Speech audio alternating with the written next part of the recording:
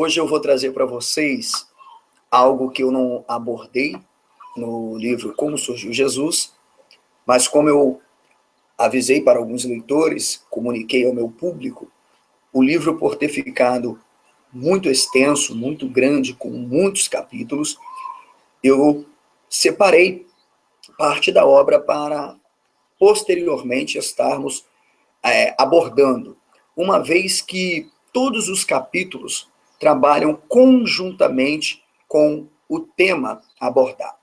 E eu disse que falar da existência ou não de Jesus é ter que remontar a história da tradição literária do Antigo Testamento, compreender os fenômenos psíquicos, culturais, sociais e, acima de tudo, espirituais, que partem da tradição hebraica. Hoje eu vou estar compartilhando com vocês uma continuidade, pois na obra Como Surgiu Jesus, vocês terão acesso às informações onde eu vou mostrar que Lucas, um pseudepígrafe que nos apresenta um evangelho, ele tem total similaridade, biografia, completamente idêntica à de Plutarco. E que Plutarco era um grande filósofo, biógrafo, médico, escritor, um homem influente e mais, o teólogo, veja bem, e filósofo mais qualificado e bem preparado depois de Filon, que pudesse realmente construir uma história como a que surge no cristianismo. Ok? Na obra eu também apresentei ao público que nenhuma das figuras descritas nas narrativas do Novo Testamento comprovam evidências históricas, ou seja, nenhum. Apelam-se para José e Tácito a despeito do próprio Jesus, mas nem mesmo estes testificam categoricamente nada. O fato de dizerem ou não dizerem por questões de interpolações, isso é subjetivo.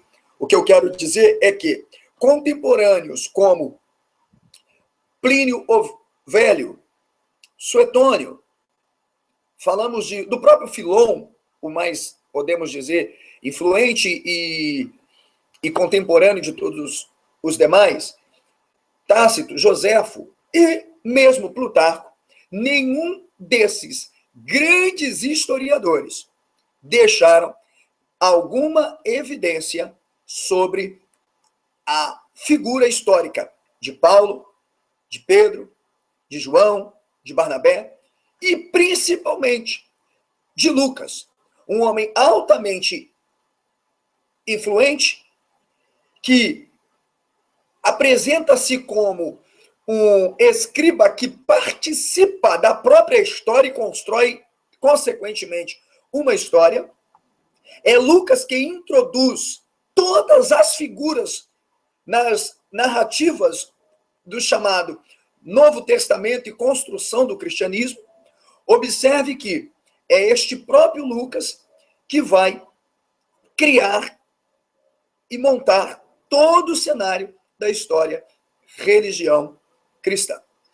Bem, para falarmos mais acerca de Lucas e de sua obra, nós não vamos falar aqui acerca da sua biografia, tendo em vista que isto nós já fazemos na obra Como Surgiu Jesus. Eu preciso trazer algo novo. Então vamos falar aqui do aspecto da evidência interna e externa e o que podemos realmente ter sobre Lucas, ok? Então vamos falar da história do evangelho em si, ok, gente? Então veja, não obstante a importância e a singularidade que o terceiro evangelho aparece como um escrito anônimo, nós veremos que o próprio chamado escriba Lucas vai apresentar que o seu evangelho retrata uma melhoria, um acerto, uma revisão de escritos anteriores que surgem já antes mesmo dele começar a construir a sua história. E aí, o que nós percebemos é que, de acordo com a papirologia, manuscritologia, o terceiro evangelho, ele está presente no cano Muratori, que acredita-se aproximadamente date estes fragmentos de Lucas entre 170 a 180. Veja bem, a evidência externa, por meio também da papirologia, da manuscritologia, corroborando a crítica textual com os testemunhos, vai dizer que os evangelhos de Lucas, ou seja, o evangelho de Lucas que nós temos, ele date exclusivamente de 170 a 180, sendo estes fragmentos. Não obstante, defende-se que o mesmo tenha sido escrito entre 85 até, possivelmente, 115. São datas prováveis, ou mesmo existem várias datas que vocês verão que são subjetivas quanto à datação. É uma enrolação, é um equívoco, é uma lavagem monopolizadora do negócio e ninguém chega a uma conclusão, pois são feitos vários arranjos a fim de tentarem uma completa adequação do evangelho às histórias nele mesmo retratada. Mas é de solapar toda a epistemologia levantada pelos críticos de que estamos falando de um escrito arranjado muito posterior, ok? Que visou construir e acertar pseudo-histórias. Ok, gente? Então, pela primeira vez, esta obra vai aparecer, então, sendo destinada ao chamado Lucas. Agora, veja, é um escritor anônimo, como qualquer outro que aparece no demais textos do Novo Testamento. Ninguém sabe, na verdade, se ele existiu ou não. O que se sabe de Lucas é o que está apenas na Bíblia. Não há evidências externas do primeiro século que afirmem a existência de Lucas. Há evidências externas que são testemunhos que vão dizer que Lucas tenha existido. Bem, primeira questão a nos questionarmos é: se uma figura tão importante participa de histórias que marcam o primeiro século, influente, como não saberemos nada sobre este escriba? Ok, gente? Então, vejam, no terceiro evangelho, encontramos grandes obras helenísticas, pois o evangelho de Lucas apresenta total característica, tá, da cultura helenística. E aí vemos que o próprio Lucas ele vai se basear em chamadas informações ou histórias contadas. Entretanto, eu quero chamar a sua atenção para mostrar o que os críticos falam, mas como, na verdade, Lucas ele vai iniciar o seu evangelho, deixando ainda um ponto bem a declarar, que os críticos tendem a dizer que Lucas se baseia na teologia de Paulo e nas histórias contadas por Paulo para escrever a sua história. Isto é impossível. Impossível. Quem projeta Paulo e todos os demais na história do cristianismo é o escriba de Lucas.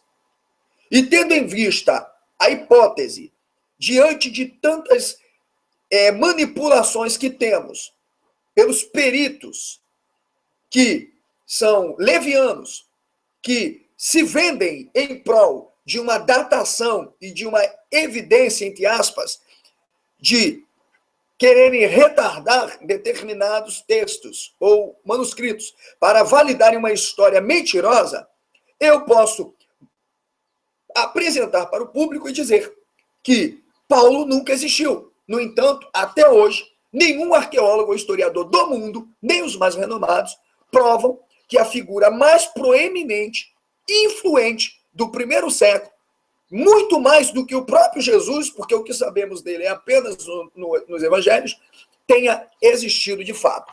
E ele só entra na história por causa de Lucas. É ele que fala junto com Lucas e é Lucas que fala junto com ele. Assim temos um escriba narrando histórias de figuras fictícias que constroem uma crença dentro do primeiro século.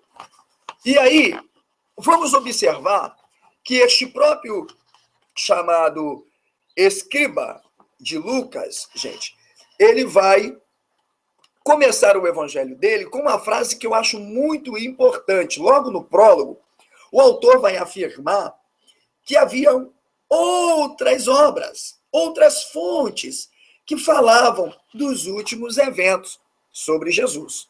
E ele apresenta o termo em grego, que eu acho interessante ler aqui para vocês, ainda que alguns não conheçam grego. A descrição do prólogo, no capítulo 1:1, ele começa dizendo «Eipendeper poloi eperqueresan», depois que muitos lançaram mãos. Então, veja, Lucas já vai começar, ou o escriba, dizer que alguns tentaram promover uma história, remontar, ou escrever. Então, esta é uma expressão de que alguns tentam dizer, né, de caráter genérico, e não necessariamente deve ser tomada num sentido absoluto. Agora, veja bem, se muitos estão relativamente desenvolvidos num ambiente e no tempo, como nós devemos encarar esta expressão de Lucas? Se Lucas está dizendo que poiloi, muitos tentaram escrever, Lucas vai apresentar uma descrição e uma narrativa totalmente controvertida, oposta àquelas que supostamente haviam sido escritas anteriormente. Por quê? Ele vai dizer que ele fez acurada investigação para poder, então, construir o seu evangelho. E, não obstante, o mesmo ainda vai dizer que é para pôr em ordem os fatos que entre eles aconteceram. Agora, uma outra questão é que devemos entender essa expressão de Lucas, fatos que entre nós aconteceram, e aí vem o grande autor Bart Ehrman e tanto outros apelar para Teocídides, dizendo que no primeiro século os historiadores usavam muito o plural. Era uma maneira de discurso. Eu quero que ele me ache isso nas obras de Plutarco, eu quero que ele me ache isso nas obras de Suetônio, na própria obra de Joséfo e de Tácito. Isto é irrelevante e não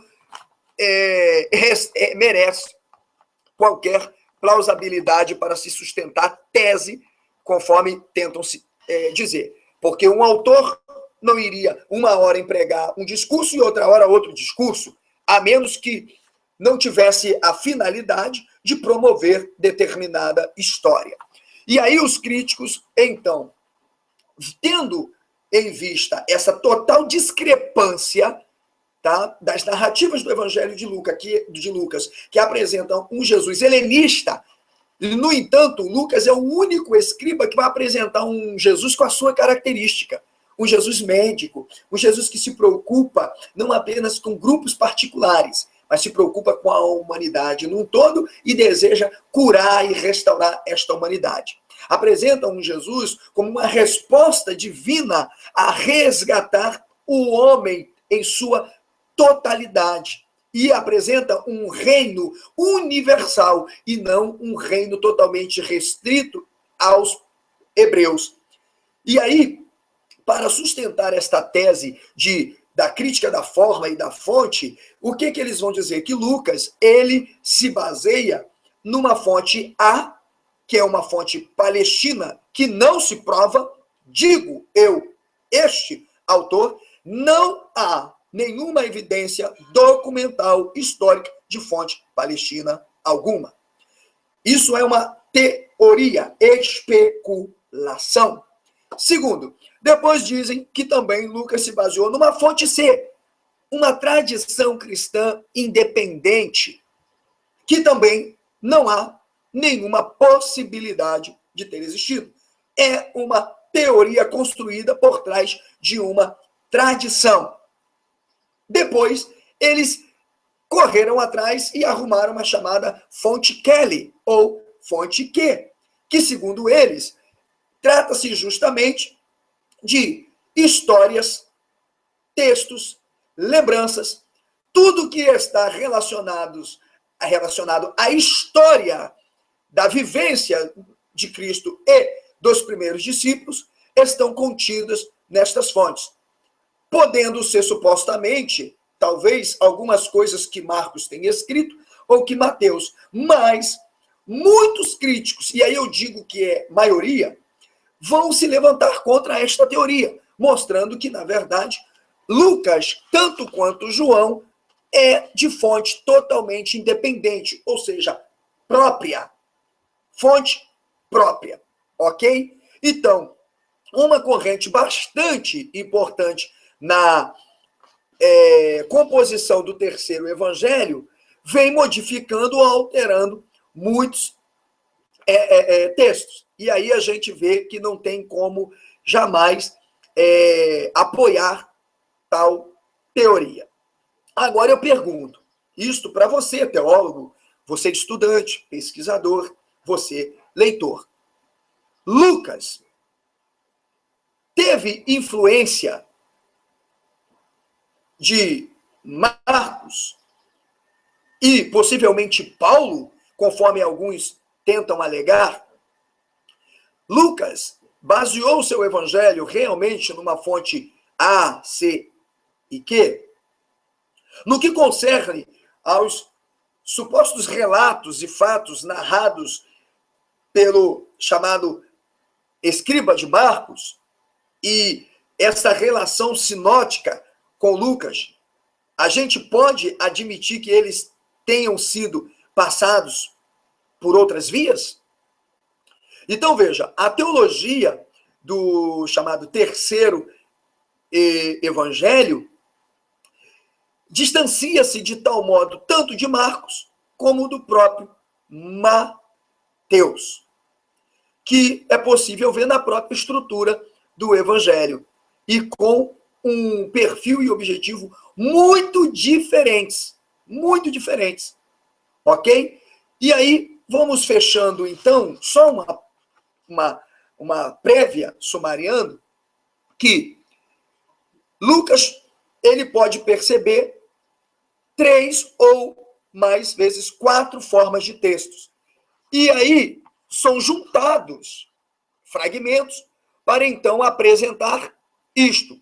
E aí nós vamos tomar por base um dos homens que construiu a história justamente do texto, por base nos achados fragmentários de Lucas, que foi Bosmarde e Lomarlai, e vermos o que é possível compreendermos. Então, primeiramente, o texto, que segundo acredita-se, próximo, é um texto egípcio, que data do 2º século da nossa era, que é o chamado Q75 ou P75, que eu comentei para vocês aqui, já em vídeos anteriores, que houve uma discussão nos bastidores, tá, da papirologia, onde José Alcálaga, um grande especialista que já tinha datado vários fragmentos, tinha dito que o Q75 era um texto vindo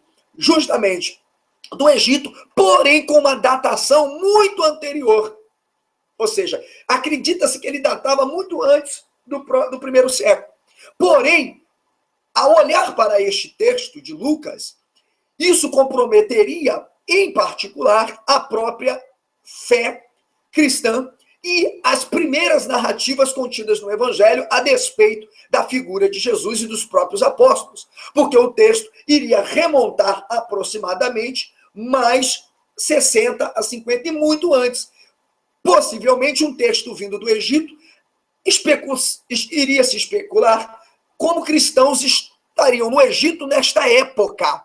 Logo, isto não seria aceitável. A verdade é que o próprio texto pode não ter vindo da mão de nenhum apóstolo posterior, e sim, justamente fazendo parte daqueles evangelhos que Filão de Alexandria vai considerar em 25 a.C., chamado Evangelho dos Apóstolos. Justamente vindo da mão desses cristãos egípcios que já residiam ali em Alexandria.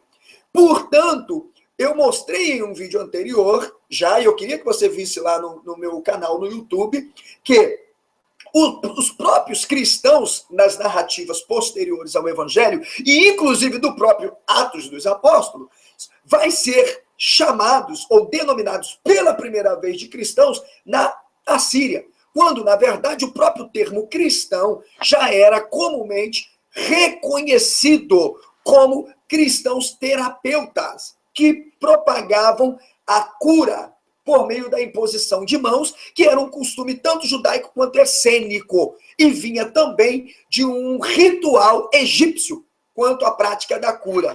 Então, veja, é preciso muita honestidade acadêmica e seriedade para nos depararmos com contradições, evidências que mostram e solapam o quanto há uma construção tardia, mentirosa, acerca das narrativas da própria história do cristianismo.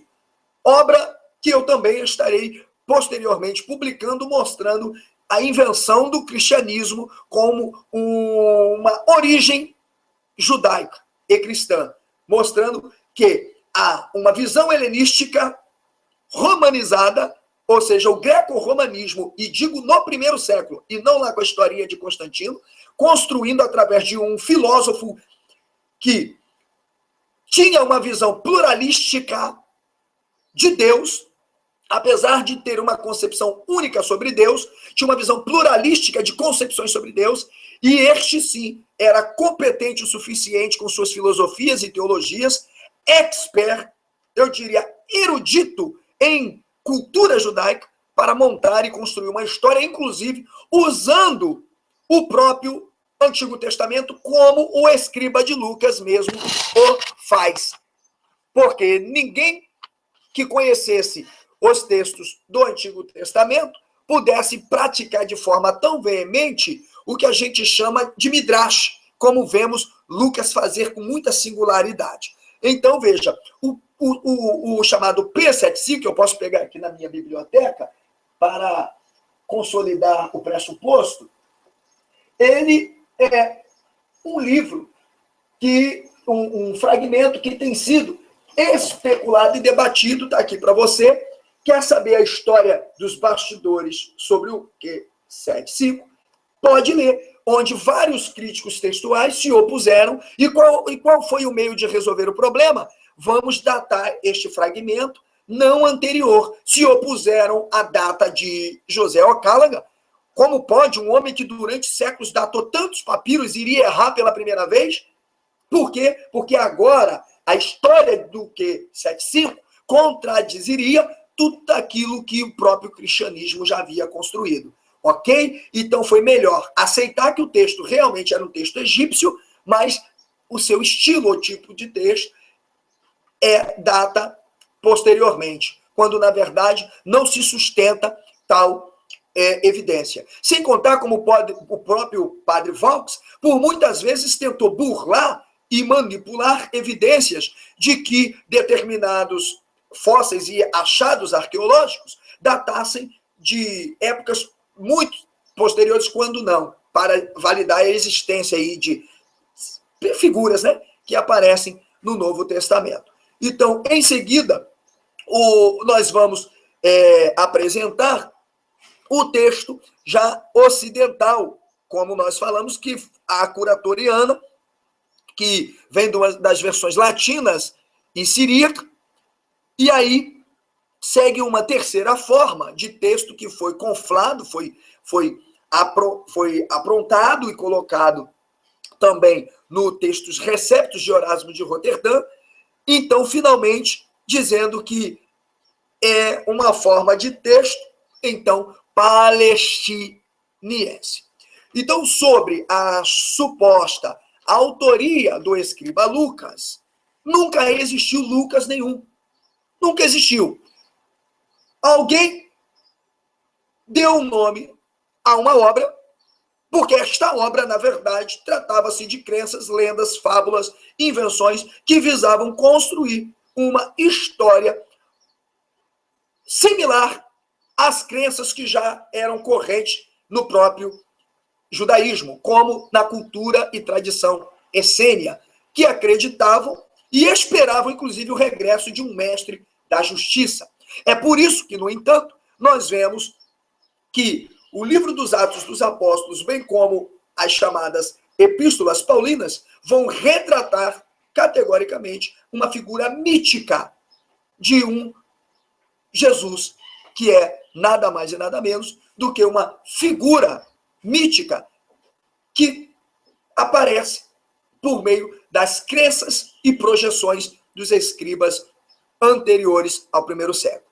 Então, veja que, ao olharmos para os manuscritos do Mar Morto, nos deparamos com uma história inegável. E aí, não vem Bart Ehrman, Charles Worth, Dominique Crossan e tantos outros que se dizem eruditos, como o saudoso Gesa Vermes e David Flusser, querer alegar que nós temos que acreditar que a história do mestre da justiça, Moret Zadik, conforme aparece nos manuscritos do Mar Morto, principalmente em aí, Ascensão de Isaías, como no Pergaminho de Damasco, dizer que o mesmo seja uma lenda, cuja história demonstra um grande líder com discípulos, com um precursor anunciando a sua vinda no deserto, que prega sobre um anticristo, um homem de mentira, que se levanta contra ele. Se eu tenho que desacreditar que toda esta história realmente não seja histórica em si uma lenda, quem dirá mais uma história posterior que demonstra justamente toda a tradição, toda a crença, toda a cultura, toda a filosofia, toda a teologia, praticamente, essênia. Aí vamos dizer assim, não, existem apenas alguns extratos deste pensamento essênio. Não. Temos que entender também as questões implícitas, e elas também falam por si.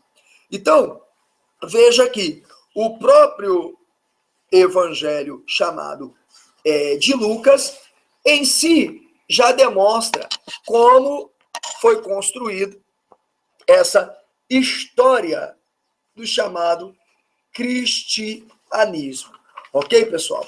Então, o que nós podemos dizer sobre a questão da autoria? Nós não vamos conjugar, porque a própria crítica ela vai atribuir a Lucas como pseudepígrafe ou não. Agora, fato é que quem foi este escriba demonstra uma total habilidade e conhecimento. E eu vou reforçar dizendo que, de acordo com a datação de Lucas, sua biografia, seu perfil, estilística, estética, linguagem e conhecimento demonstram totalmente um escriba plutarquiano. E aí, quem tem que tentar apresentar pressupostos que refutem as verossimilhanças e similaridades, e também dissimilaridades, como eu apresento no meu livro Como Surgiu Jesus, e vou apresentar em trabalhos posteriores, são os apologistas. Vocês agora quem devem trazer o ônus da prova. Digam para mim que por trás de Lucas e de todo o idealismo do cristianismo do primeiro século, não existe o pensador plutarquiano, pois observamos histórias que são narradas pelo próprio apóstolo Paulo, que não demonstram historicidade e que são presentes no próprio escritos de Plutarco, como o caso da história de outras figuras como Arisdeu, né? Que cai, bate cabeça, vai ao terceiro céu, diz que teve visões inefáveis de coisas extraordinárias que não convinha falar. Um homem que era temido na sua comunidade por ser um cara muito perigoso, né, rigoroso, crítico, perseguia cristãos. Agora esse camarada volta dizendo que se converteu e foi ao terceiro céu e que agora não pode contar porque eram coisas milagrosas. E aí vemos um apóstolo chamado Paulo, que existiu coisa nenhuma,